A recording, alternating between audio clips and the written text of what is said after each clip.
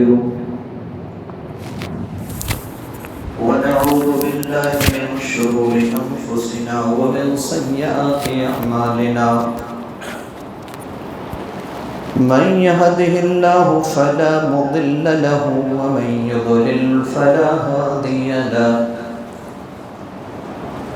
وأشهد أن لا إله إلا الله وحده لا شريك له وأشهد أن محمدًا عبده ورسوله يا أيها الذين آمنوا اتقوا الله حق تقاته ولا تموتن إلا وأنتم مسلمون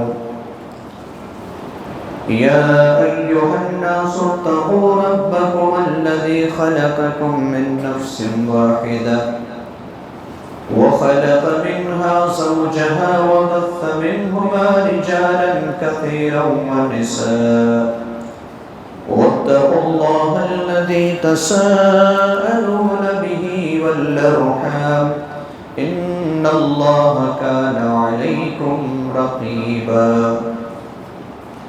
يا أيها الذين آمنوا اتقوا الله وقولوا قولا سديدا يصلح لكم أعمالكم ويغفر لكم ذنوبكم ومن يطع الله ورسوله فقد فاز فوزا عظيما أما بعد فإن خير الحديث كتاب الله وخير الهدي هدي محمد صلى الله عليه وسلم وشر الأمور محدثاتها وكل محدثة بدعة وكل بدعة ضلالة وكل ضلالة في النار أعوذ بالله من الشيطان الرجيم بسم الله الرحمن الرحيم شهر رمضان الذي أنزل فيه القرآن هدى للناس وبينات من الهدى والفرقان وقال النبي صلى الله عليه وسلم الصيام والقرآن يشفعان للعبد يوم القيامة يقول الصيام أي رب منعته الطعام والشهوة فشفعني فيه ويقول القرآن منعته النوم بالليل فشفعني فيه قال فيشفعان رواه أحمد رب اشرح لي صدري ويسر لي أمري واحلل عقدة من لساني يفقهوا قولي اللهم رب زدني علما آمين.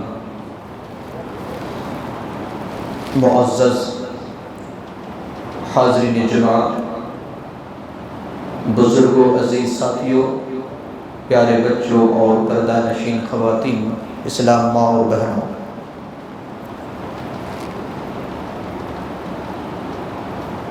جمعہ خطبہ کا عنوان ہے رمضان نزول قرآن کا مہینہ۔ آج ہم اس بات کو جاننے کی کوشش کریں گے کہ رمضان اور قرآن ان دونوں میں کتنی مطابقت ہے اور کتنے ایسے کام ہیں جو مشترک ہیں۔ اللہ تبارک و تعالیٰ سے دعا ہے کہ اللہ تبارک و تعالیٰ اس عنوان کو کما حقہ ادا کرنے کی مجھے توفیق عطا فرمائے، اور سب سے پہلے مجھے اور پھر آپ سامعین کو اس پر عمل کرنے کی توفیق نصیب فرمائے، آمین یا رب العالمین۔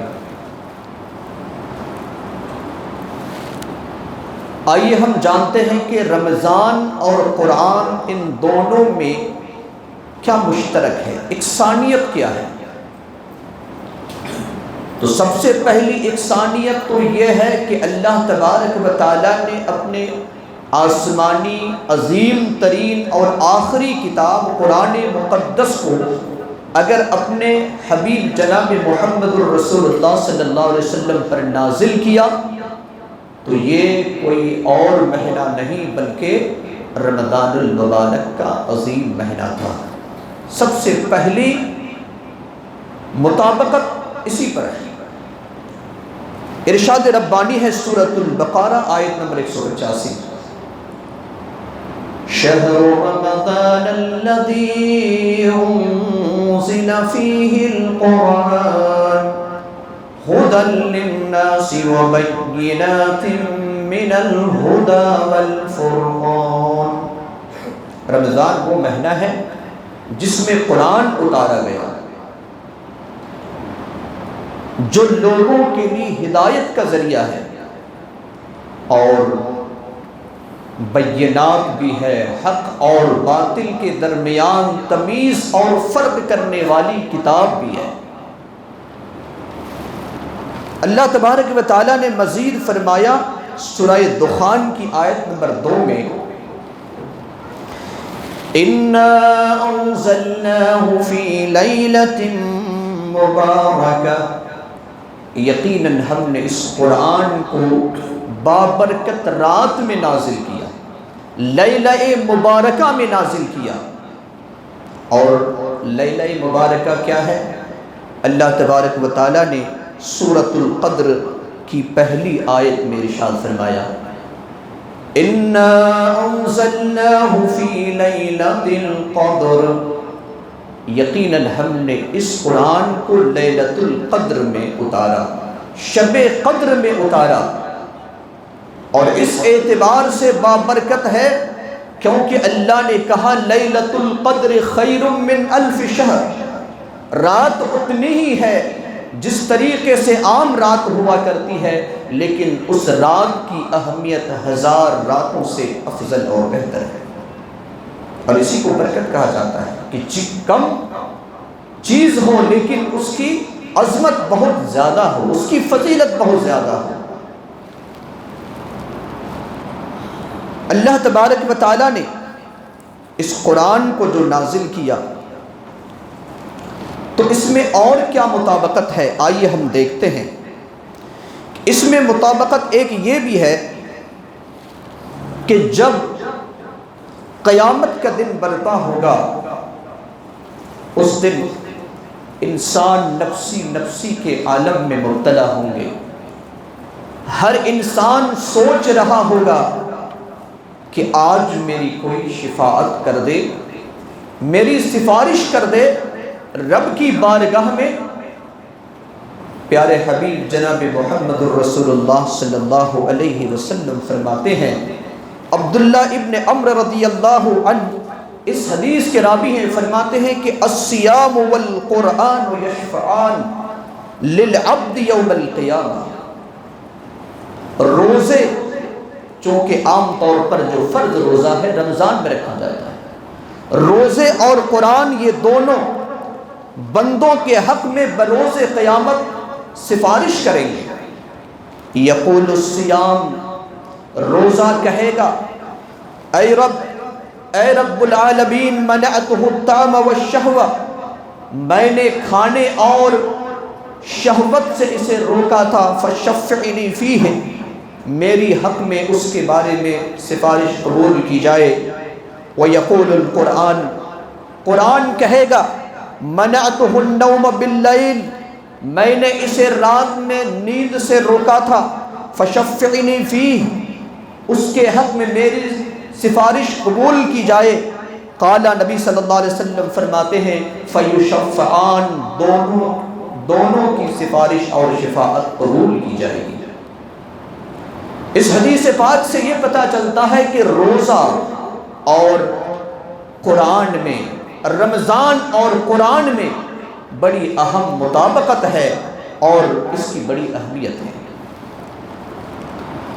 اور نیند سے روکنے کا مطلب یہ ہے کہ جب انسان کو نیند کا غلبہ ہو، جب انسان قیام اللیل کو لمبا کرے، مختصراً نہ پڑھے بلکہ نیند کا جب غلبہ ہو اور ایسی صورت میں قرآن کی تلاوت کر رہا ہو، قرآن کی تلاوت سن رہا ہو، روزہ قرآن اسی کو وجہ بنائے گا، سبب اور ریزن بنائے گا، اے رب العالمین میں نے اسے نیند سے روکا تھا، لہٰذا اس کے حق میں میری سفارش قبول کی جائے۔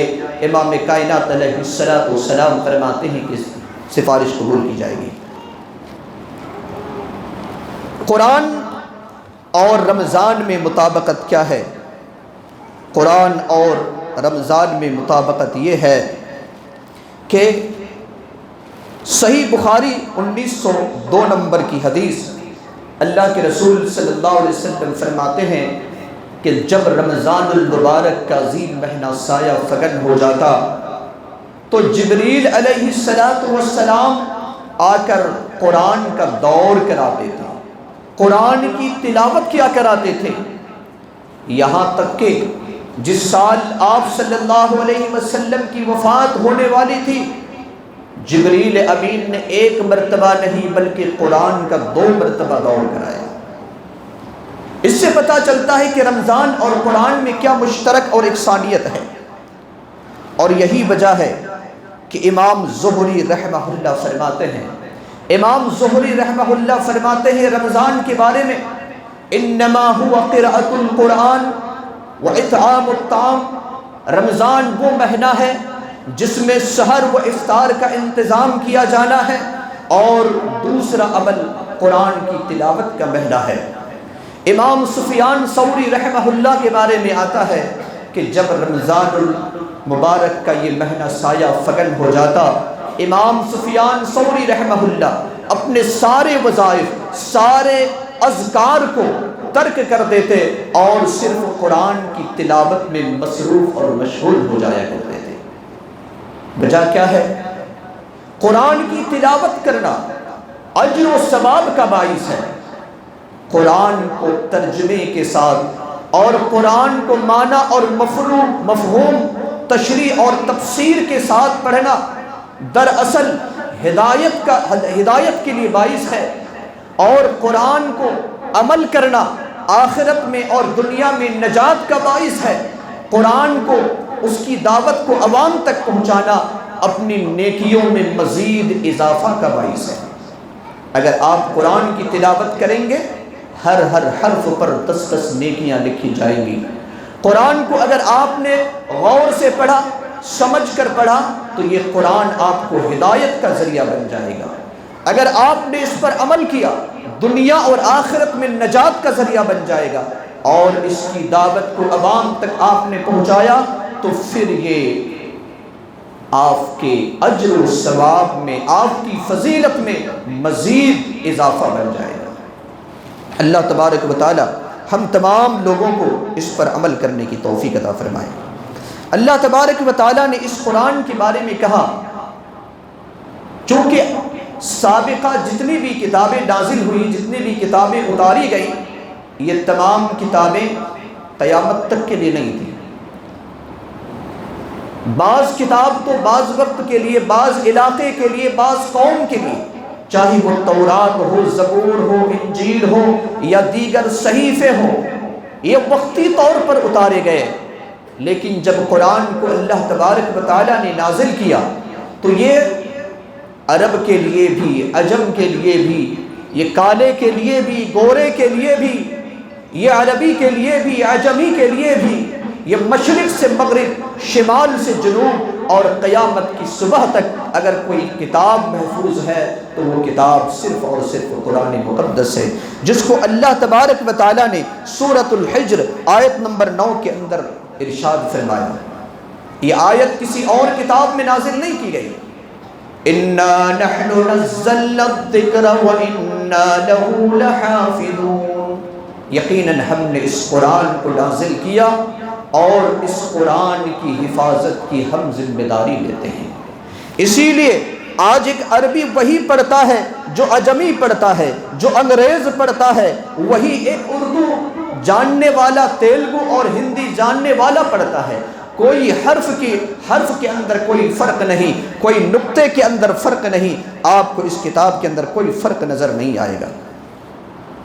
اور جب اللہ تبارک و تعالیٰ نے اس کتاب کی حفاظت کی ذمہ داری لی تو بہت سارے عربی ادیب انہوں نے قرآن کو بدلنا چاہا، قرآن کے مقابلے میں اور ایک کتاب لکھنا چاہا، اور ان لوگوں نے کہا لو نشاء لقلنا مثل ھذا، اگر ہم چاہیں تو اس جیسی کتاب ہم بھی لکھ سکتے ہیں۔ اللہ نے کئی جگہ چیلنج دیا اور کہا ٹھیک ہے پورے قرآن کو لکھو، کسی کی طرف سے جواب نہیں آیا۔ اللہ رب العالمین نے کہا 10 ایسی صورتیں لاؤ، 114 نہیں صرف 10 صورتیں لاؤ، نہیں۔ پھر اللہ تبارک و تعالیٰ کی طرف سے اور جواب آیا، ایک سوال آیا کہ اچھا ٹھیک ہے تم ایک صورت بناؤ، 113 صورتوں کو چھوڑ دو، ایک صورت بناؤ قرآن جیسی صورت۔ کسی کو یہ ہمت نہیں ہوئی، پھر اللہ رب العالمین نے کہا ایک آیت لاؤ، ہزاروں آیتوں کا مجموعہ ہے یہ قرآن، ایک تو آیت بنا کر لاؤ، نہیں، کسی کی طرف سے جواب نہیں آیا۔ پھر اخیر میں اللہ تبارک و تعالیٰ نے کہا کہ ایک ہی لفظ جو قرآن لاکھوں الفاظ کا مجموعہ ہے، صرف ایک لفظ لے کر آؤ۔ کسی کو یہ جرأت نہیں ہوئی، کسی کو یہ ہمت نہیں ہوئی۔ ایک بڑے ادیب جس کو دنیا عبداللہ ابن المقفع کے نام سے جانتی ہے، دنیا کے لوگ عبداللہ ابن المقفع کے نام سے جانتی ہے، دوسری صدی ہجری کے بہت بڑے ادیب، پہلے تو آتش پرست اور مجوسی تھا، ایران کا رہنے والا، انہوں نے چاہا کہ ہم قرآن جیسی کوئی کتاب کو لکھیں۔ ان کی مادری زبان تو فارسی تھی، سریانی زبان میں بھی اسے مہارت تھی، اور پھر انہوں نے عربی کو بھی بہت ہی کم وقت میں سیکھ لیا اور عربی ادیب بن گئے۔ کئی ان کی کتابیں، کئی ان کے اشعار آج بھی موجود ہیں۔ انہوں نے چاہا کہ میں قرآن جیسی کتاب لکھوں اور لکھنا شروع کیا۔ اللہ اکبر، جب لکھنے لگا کئی صفحات قرآن کے مقابلے میں انہوں نے کتاب لکھی، اور پھر ایک دن اس کا گزر ہوتا ہے، ایک گھر کے پاس سے، اس گھر سے ایک چھوٹا سا بچہ سورہ ہود کی ایک آیت کی وہ تلاوت کرتا ہے، جس میں اللہ تبارک و تعالیٰ نے سیدنا نوح علیہ السلام کا تذکرہ کیا ہے۔ جب قوم نوح کو برباد کر دیا گیا اور ابھی کشتی پر سوار ہیں نوح علیہ السلام، ایمان لانے والے 80 سے 82 افراد اور کچھ چرند پرند اور دیگر مخلوقات اس پر سوار ہے، اور ایسی صورت میں اللہ رب العالمین نے جو اس کا ذکر کیا ہے، ایک آیت کے اندر اتنی فصاحت، اتنی بلاغت، یہ بلیغ جملہ کو سنتا ہے، یعنی عبداللہ ابن المقفع وہ جاتا ہے ایک گھر کے بازو سے، ایک قرآن کی آیت ایک چھوٹا سا بچہ پڑھ رہا ہے۔ آیت کیا ہے؟ اللہ تبارک و تعالیٰ نے سورہ ہود کے اندر جو ارشاد فرمایا، وَقِيلَ يَا أَرْضُ ابْلَعِي مَاءَكِ وَيَا سَمَاءُ أَقْلِعِي وَغِيضَ الْمَاءُ وَقُضِيَ الْأَمْرُ وَاسْتَوَتْ عَلَى الْجُودِ وَقِيلَ بُعْدًا لِلْقَوْمِ الظَّالِمِينَ۔ اس آیت کی تلاوت ایک چھوٹا سا بچہ کر رہا ہے، عبداللہ ابن المغفل، جو عربی میں بڑی مہارت رکھنے والا، وہ کہتا ہے، وہ کیا کہتا ہے کہ یہ دراصل اللہ کا کلام ہے، یہ اللہ کا کلام ہے۔ جو اس طرح کے الفاظ استعمال کر سکتا ہے، وہ دنیا کی کوئی مخلوق کے اندر وہ طاقت نہیں ہے، وہ جرأت نہیں ہے۔ اللہ رب العالمین نے اس آیت میں کیا فرمایا؟ اور کہا گیا اے زمین اپنے پانی کو نگل لے، اے آسمان تو پانی کو برسانا بند کر دے، اور پانی کو خشک کر دیا گیا اور معاملہ تمام کر دیا گیا، فنش کر دیا گیا، یعنی قوم نوح کو جو بے ایمان تھے، جو کافر تھے، انہیں نیست نابود کر دیا گیا، اور کشتی جودی پہاڑ پر جا کر اٹک گئی، اور کہا گیا کہ ظالم قوم پر لعنت ہے۔ یہ آیت کا ترجمہ ہے۔ کہا کہ ایسے الفاظ اللہ کے علاوہ کوئی بیان نہیں کر سکتا ہے۔ لہٰذا عبداللہ ابن المقفع وہ گھر جاتا ہے اور جو صفحات قرآن کے مقابلہ میں لکھا ہوا تھا سارے صفحات کو لیتا ہے اور پھاڑ کر کے پھینک دیتا ہے اور اللہ رب العالمین پر ایمان لاتا ہے، مسلمان ہو جاتا ہے۔ کہنے کا مطلب مسلمانوں کہ قرآن ایک زبردست کتاب ہے جس میں باطل کی کوئی ملاوٹ نہیں، باطل کی کوئی آمیزش نہیں۔ جو کتاب باطل سے بالکل پاک اور منزہ ہے، ایک ایسی کتاب، اس کتاب سے یہ جڑنے کا مہینہ ہے۔ جو کتاب صرف 13 سالہ زندگی میں مکی زندگی اور مدنی زندگی کی کایا کو پلٹ دیا، جو خون کے پیاسے تھے، جس کتاب کی وجہ سے ایک دوسرے کے حامی اور ناصر بن گئے، جو لوگ بات بات پر لڑا کرتے تھے، آپس میں دل میں محبت اور الفت اور اسی طریقے سے محبت پیدا ہو گئی۔ اس کتاب کو ہم نے چھوڑ دیا ہے، اور اگر اس کتاب کو ہم نے چھوڑا تو اس کا کیا انجام ہوگا آگے میں بتاؤں گا۔ اللہ تبارک و تعالیٰ نے حقوق قرآن کو ذکر کرتے ہوئے فرمایا کہ تم اس قرآن کی تلاوت کیا کرو، اس قرآن کی تلاوت کیا کرو۔ بلکہ اللہ کے رسول صلی اللہ علیہ وسلم نے روئے زمین کے اندر سب سے بہترین شخص کس کو بتایا؟ ہم اور آپ کسی کی نشاندہی کرتے ہیں کہ یہ سب سے بہتر شخص ہے، فلاں بہتر شخص ہے، لیکن اللہ کے رسول صلی اللہ علیہ وسلم نے جسے سب سے بہتر شخص قرار دیا، صحیح بخاری 527 نمبر کی حدیث، آپ صلی اللہ علیہ وسلم نے فرمایا خیرکم من تعلم القرآن وعلمہ، سب سے بہتر وہ ہے جو قرآن کو سیکھے اور دوسروں کو سکھائے۔ سیکھنے والا اور سکھانے والا کو اللہ کے رسول صلی اللہ علیہ وسلم نے سب سے بہتر قرار دیا ہے۔ قرآن کو کس طریقے سے پڑھا جائے اللہ تبارک و تعالیٰ نے اس کا بھی ذکر کیا سورہ مزمل آیت نمبر 4 کے اندر، وَرَتِّلِ الْقُرْآنَ تَرْتِيلًا، قرآن کو ترتیل کے ساتھ ٹھہر ٹھہر کر پڑھا کرو۔ اللہ رب العالمین نے ہمیں اور آپ کو قرآن کو پڑھنے کا بھی طریقہ اور سلیقہ بتایا۔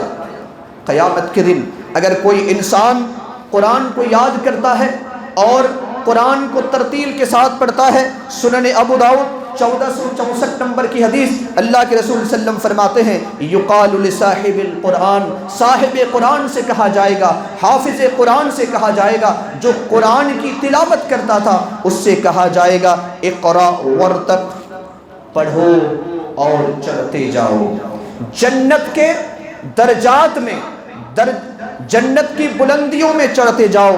ورتل کما کنت ترتل فی الدنیا، اور ترتیل کے ساتھ پڑھا کرو، ٹھہر ٹھہر کر پڑھا کرو۔ کیوں؟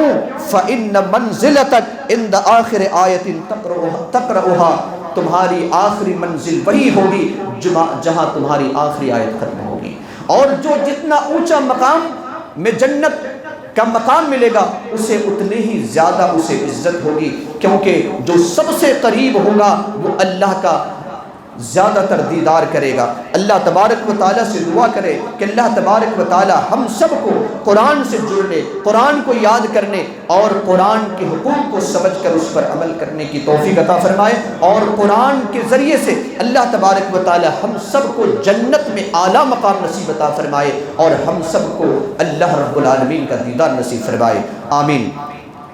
قرآن کو کس طریقے سے پڑھا جائے اللہ تبارک و تعالیٰ نے اور نبی صلی اللہ علیہ وسلم نے اس کا بھی ہمیں اس کی تعلیم دی ہے۔ سنن ابو داؤد 1468 نمبر کی حدیث، آپ صلی اللہ علیہ وسلم فرماتے ہیں زینوا القرآن باصواتکم، زینوا القرآن باصواتکم، اپنی بہترین آواز کے ذریعے سے قرآن کو زینت بخشو، یعنی ترنم کے ساتھ سب سے بہترین جو آواز ہے اس سے تم قرآن کی تلاوت کرو۔ آج ایک انسان چاہتا ہے کہ میں بہترین آواز میں نعت پڑھوں گا، حمد پڑھوں گا، کوئی گانے پڑھنے والے ہوتے ہیں، اللہ کے رسول صلی اللہ علیہ وسلم فرماتے ہیں جو سب سے پیاری تمہاری آواز ہے اس آواز کو بچا کر رکھو، اور اس کی وجہ ہے کہ تم قرآن کے ساتھ اس آواز کو نکالو۔ اسی طریقے سے قرآن کو اگر ہم سمجھ کر پڑھیں گے تو اللہ تبارک و تعالیٰ نے ہمارے لیے اس قرآن کو مبارک کتاب قرار دیا ہے۔ اگر ہم قرآن کو سمجھ کر نہیں پڑھیں گے۔ سورہ محمد کی آیت نمبر 24 میں اللہ رب العالمین نے فرمایا افلا یتدبرون القرآن ام علی قلوب اقفالها، تم قرآن پر تدبر کیوں نہیں کرتے، غور و فکر نہیں کرتے؟ کیا ان کے دلوں میں مہر لگ چکے ہیں؟ کیا ان کے دلوں میں تالے پڑ چکے ہیں؟ کیونکہ جس صندوق کے اندر تالا بند کر دیا جائے پھر اس میں کوئی چیز داخل نہیں ہوتی ہے۔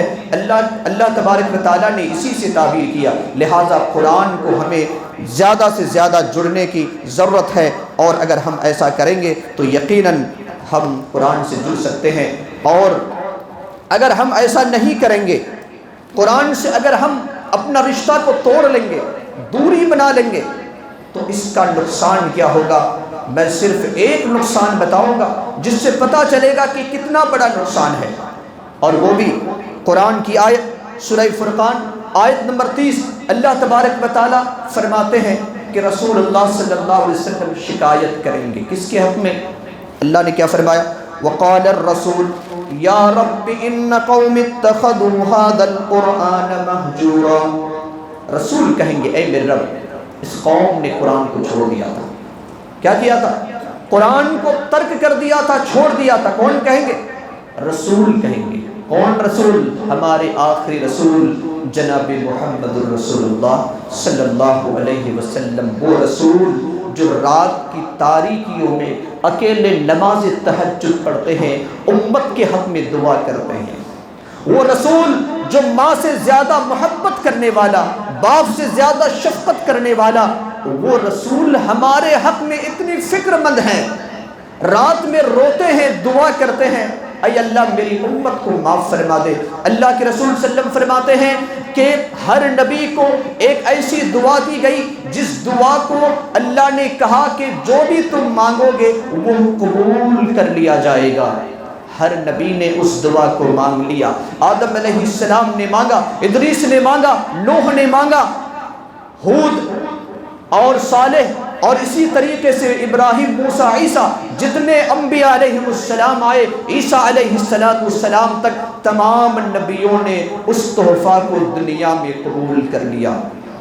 لیکن قربان جائیے اس نبی پر جس نبی نے کیا کہا تھا، جس نبی نے کہا اے اللہ آدم علیہ السلام سے لے کر عیسیٰ علیہ السلام تک اس دعا کو اس دنیا میں مانگ لیا، میں وہ نبی ہوں جو میں اس دعا کو اس دنیا میں نہیں مانگوں گا، بلکہ اس کو بچا کر رکھوں گا قیامت کے دن جب میری امت مشکل میں پڑے گی، جب میری امت کو میری شفاعت اور سفارش کی ضرورت پڑے گی، اے اللہ میں اس وقت اس دعا کو مانگوں گا تاکہ میں میری امت کو کی کثرت جنت میں لے کر جا سکوں۔ اے اللہ میں اس وقت اس دعا کو مانگوں گا۔ اتنے محبت کرنے والے، اپنی امت پر فکر کرنے والے نبی، اس کے باوجود وہ نبی شکایت کریں گے قیامت کے دن رب کی عدالت میں، اے اللہ اس قوم نے قرآن کو ترک کر دیا تھا، قرآن کو چھوڑ دیا تھا، لہٰذا قرآن کو چھوڑا نہیں جا سکتا۔ اللہ کے رسول صلی اللہ علیہ وسلم فرماتے ہیں، صحیح مسلم کی روایت 817 نمبر کی حدیث، ان اللہ یرفع بہذا الکتاب اقواما ویدع بہ آخرین، اس کتاب کے ذریعے سے اللہ رب العالمین ترقی عطا فرماتا ہے، اونچا مقام عطا فرماتا ہے، دنیا میں حاکم بناتا ہے، اور اس کتاب کو ترک کرنے کی وجہ سے اللہ تبارک و تعالیٰ اس امت کو ذلیل اور رسوا کر دیتا ہے، ذلت اور تاریکی میں ڈال دیتا ہے۔ اسی لیے کسی شاعر نے کہا وہ معزز تھے زمانے میں مسلمان ہو کر، وہ معزز تھے زمانے میں مسلمان ہو کر، ہم خار ہوئے تارک قرآن ہو کر۔ لہٰذا مسلمانوں یہ مہینہ ہے نزول قرآن کا، یہ مہینہ ہے تلاوت قرآن کا، یہ مہینہ ہے سمجھ کر قرآن کو پڑھنے کا، یہ مہینہ ہے تراویح میں قرآن کو سننے اور سنانے کا۔ لہٰذا اس مہینہ کو عام مہینوں کی طرح نہ لیں بلکہ اس مہینہ کو خاص طریقے سے ہم لیں۔ اللہ تبارک و تعالیٰ سے دعا ہے کہ اللہ تبارک و تعالیٰ ہم تمام لوگوں کو قرآن سے جڑنے کی توفیق عطا فرمائے۔ اے اللہ قرآن کے مطابق ہم زندگی گزاریں، اس کی تو توفیق عطا فرما، قرآن ہمارے لیے مشعل راہ بن جائے۔ اے اللہ ایسی سمجھ ہمیں عطا فرما، دنیا اور آخرت میں قرآن کے ذریعے سے عزت بخش دے۔ اے اللہ جب تک ہم زندہ رہیں ایمان اور اسلام پر زندہ رکھ، جب اپنے پاس بلا اے اللہ ایمان اور اسلام پر اپنے پاس بلا، ہمارے مرحومین اور مرحومات کی قبر کو نور سے منور فرما دے، انہیں جنت الفردوس میں اعلیٰ مقام نصیب عطا فرما۔ جو جس پریشان حال میں مبتلا ہے اے اللہ ان کی پریشانی کو دور فرما دے۔ اے اللہ جو لا ولد ہے اے اللہ تو انہیں صاحب اولاد بنا دے۔